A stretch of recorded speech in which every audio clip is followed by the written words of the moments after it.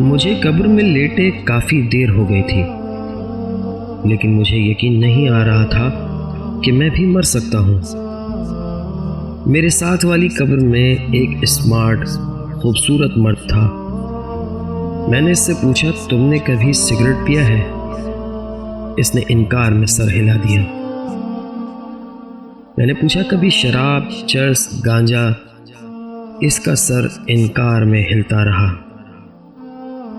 کبھی رش ڈرائیونگ کی ہے؟ پانی میں اندھی چھلانگ لگائی؟ تم سڑک پر پیدل چلتے رہے ہو یا تم لوگوں سے الجھ پڑتے ہو؟ اس نے انکار میں سر ہلایا اور دکھی آواز میں بولا، میں نے زندگی میں کبھی کوئی ایسا کام نہیں کیا۔ میں نے پوچھا، تمہاری عمر کتنی ہے؟ اس نے جواب دیا، صرف 32 سال۔ پھر تم کیسے مر گئے؟ اس نے کہا کہ میں بھی اس بات پر حیران ہوں، میں کیسے مر سکتا ہوں؟ اس نے چیخ کر جواب دیا، میں اپنے لاؤنج میں ٹی وی دیکھ رہا تھا، مجھے اچانک سینے میں درد محسوس ہوا۔ میں نے چائے کا کپ میز پر رکھا، دوہرا ہوا اور اس کے بعد سیدھا نہیں ہو سکا، میں مر گیا تھا۔ میں نے پوچھا، تمہاری اس وقت سب سے بڑی خواہش کیا ہے؟ اس نے میری طرف دیکھا اور بولا، 3 منٹ کی زندگی، میں صرف 3 منٹ کے لیے واپس جانا چاہتا ہوں۔ میرے ابو مجھ سے ناراض تھے، میں اپنی بیوی سے بدتمیزی کرتا تھا، میں نے اپنے بچوں کو کبھی پیار نہیں کیا، میں ملازموں کو وقت پر تنخواہ نہیں دیتا تھا، اور میں نے اپنے لان میں گلاب کے پھول لگوائے تھے، لیکن میں ان کے پاس نہ بیٹھ سکا۔ میں نے ہمیشہ اپنے جسم کو اللہ تعالیٰ کی کبریائی سے مقدم رکھا۔ میں 3 منٹ میں سب سے معافی مانگنا چاہتا ہوں، اور میں اپنے گلابوں کو چھو کر دیکھنا چاہتا ہوں۔ میں یہ سب صرف 3 منٹ میں کر لوں گا، بس صرف 3 منٹ مل جائیں۔ ہم سب سناٹے میں تھے کہ اگلی قبر میں سے ایگزیکیوٹو قسم کا سیریس مرد بولا، شور مت کرو۔ اس کے چہرے پر کامیاب بزنس مین کے اعتماد تھا۔ میں نے اس سے پوچھا، تم بھی مر گئے؟ اس نے افسوس سے سر ہلایا اور جواب دیا، میں بھی اس بات پر حیران ہوں۔ میں دنیا کے بہترین ڈاکٹرز، اعلیٰ ترین ہسپتال اور مہنگی ترین دوائیں افورڈ کر سکتا تھا۔ میں نے دنیا کی مہلک ترین بیماریوں کی ویکسین لگوا رکھی تھی۔ میں امریکہ اور یورپ کی بہترین لیبارٹریوں سے ہر 4 ماہ بعد اپنے ٹیسٹ کرواتا تھا۔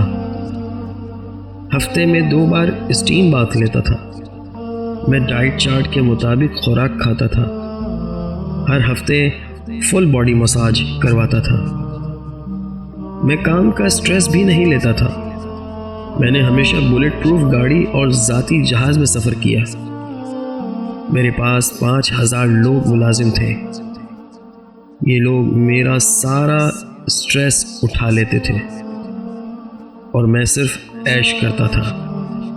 مگر پھر اچانک ایک دن مجھے کھانسی آئی، میں نیچے جھکا، فرش پر گرا اور مر گیا۔ اور میں تب سے یہی سوچ رہا ہوں، میں کیسے مر سکتا ہوں؟ میں نے تو کبھی مرنے کے بارے میں سوچا ہی نہیں تھا۔ میں نے اس سے پوچھا، تم اب کیا چاہتے ہو؟ اس نے تڑپ کر جواب دیا، بس 2-3 منٹ کی زندگی، میں واپس جا کر اپنی ساری دولت کسی مدرسے یا ویلفیئر کے وقف کرنا چاہتا ہوں۔ میں اس دولت سے بڑا اسلامک ادارہ یا فری میڈیکل کالج، ملک کا سب سے بڑا تھیلیسیمیا اسپتال، یا پھر ملک کی سب سے بڑی فری یونیورسٹی بنانے کا حکم دوں گا اور پھر واپس آ جاؤں گا۔ ابھی اس کی بات جاری تھی کہ تیسرا مردہ بول پڑا۔ یہ مردہ چال ڈھال اور شکل و شباہت سے سیاست دان دکھائی دیتا تھا۔ اس کے چہرے پر مکاری موجود تھی۔ میں نے پوچھا، صاحب آپ بھی فوت ہو گئے؟ وہ آہ بھر کر دکھ میں ڈوبی آواز میں بولا، ہاں، اور میں اسی بات پر حیران ہوں۔ نہ جانے کب سے سوچ رہا ہوں کہ میں کیسے مر سکتا ہوں، حالانکہ میں تو وہ شخص تھا جس کے ایک نعرے پر لوگ جان دیتے تھے۔ میری گرفتاری، میری قید پر میرے ورکر خود سوزی کر لیتے تھے۔ لوگ مجھ سے ٹکٹ لینے کے لیے 11,000 وولٹ کے کھمبے پر چڑھ جاتے تھے، میرے جوتے اٹھا کر سینے سے لگا لیتے تھے، اور میں اس وقت تک کوئی چیز کھاتا تھا اور نہ ہی پیتا تھا جب تک میرے ڈاکٹرز اس کی تصدیق نہیں کر دیتے تھے۔ میں ہمیشہ بلٹ پروف شیشوں کے پیچھے رہا، اور میں تقریر بھی بلٹ پروف کیبن میں کھڑے ہو کر کرتا تھا۔ میں ہر مہینے عمرے کے لیے جاتا تھا اور ہر دوسرے دن 2 لاکھ روپے خیرات کرتا تھا، مگر آج اچانک میرے سر میں درد ہوا۔ میں نے کنپٹی دبائی، میرے دماغ میں ایک ٹیس سی اٹھی، میں نے چیخ ماری اور مر گیا۔ میں نے اس سے بھی پوچھا، آپ کی اس وقت سب سے بڑی خواہش کیا ہے؟ اس نے ہنس کر جواب دیا، صرف 2-3 منٹ کی زندگی۔ میں اس دنیا کے تمام سیاست دانوں کو یہ پیغام دینا چاہتا ہوں، آپ موت سے نہیں بچ سکتے، چنانچہ عوام اور اپنے درمیان سے بلٹ پروف شیشے ہٹا دیں۔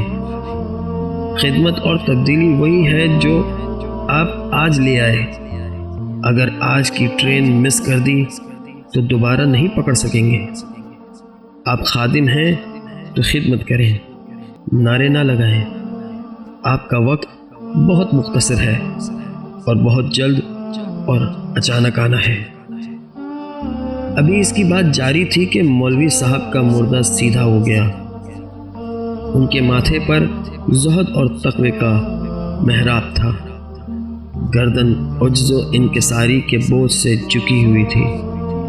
میں نے ان سے بڑے ادب سے پوچھا، حضور آپ بھی مر گئے؟ مولوی صاحب بولے، میں بھی اس بات پر حیران ہوں۔ میں نے زندگی میں سینکڑوں جنازے پڑھائے، اپنی ہر تقریر میں موت، میدان حشر اور حساب کا ذکر کیا، لیکن اس کے باوجود مجھے یقین تھا میں نہیں مروں گا۔ اللہ تعالیٰ مجھے بہت عمر دے گا، اور میں جب تک موت کے فرشتے کو اجازت نہیں دوں گا یہ میرے بستر کے قریب نہیں بھٹکے گا۔ مگر ہوا اس سے الٹ۔ میں مسجد میں نماز سے فارغ ہوا، ابھی مسجد سے نکلنے میں ہی نہیں پایا تھا کہ روح جسم سے پرواز کر گئی۔ مجھے بھی اب صرف 3 منٹ چاہیے۔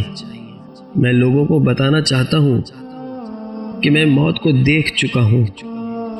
آپ لوگوں کو اللہ تعالیٰ، کتاب اللہ اور رسول اللہ کی طریقوں کو اپنانا چاہیے۔ اللہ سے اپنی غلطیوں، گناہوں اور کوتاہیوں کی معافی مانگ لو، قرآن پڑھ لو اور رسول کی ہر ایک سنت سے اپنی زندگی سنوار لو۔ آپ کا یہ لمحہ، یہ ایک دن کے ہزاروں منٹ غنیمت ہیں، ورنہ بے تیاری مر گئے تو یقین کرو 3 منٹ بھی نہیں ملیں گے۔ یاد رکھو، وہ لوگ جو ہمیشہ یہ کہتے رہتے ہیں کہ ایک بار گھر کی ذمہ داریاں پوری ہو جائیں تو پھر نماز پڑھوں گا، داڑھی رکھوں گا، حج کروں گا، دین کی، اللہ کریم کی مخلوق کی خدمت کروں گا۔ برادر، جیسے دریا پار کرنے کے لیے دریا کے پانی کے ختم ہونے کا انتظار کرنا حماقت ہے، ہمیں اس پانی سے ہی پار جانے کا رستہ بنانا ہے۔ بالکل اسی طرح زندگی ختم ہو جائے گی، پر زندگی کے کام اور ذمہ داری کبھی ختم نہیں ہوگی۔